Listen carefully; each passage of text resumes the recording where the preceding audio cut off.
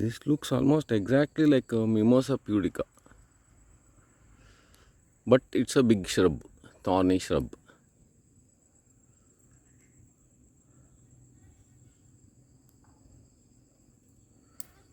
Flowers are practically identical to Mimosa pudica.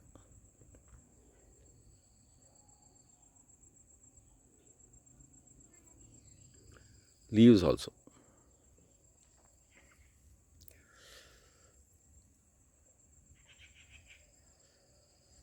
Only thing is that touch me not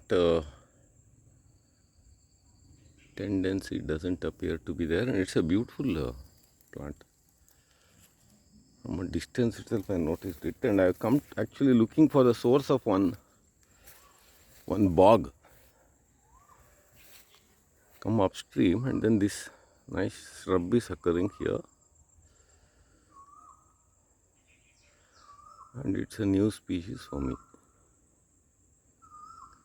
And some new species of trees also there. This side the water flows. In that aquatic riverine plants you can see in that down part there.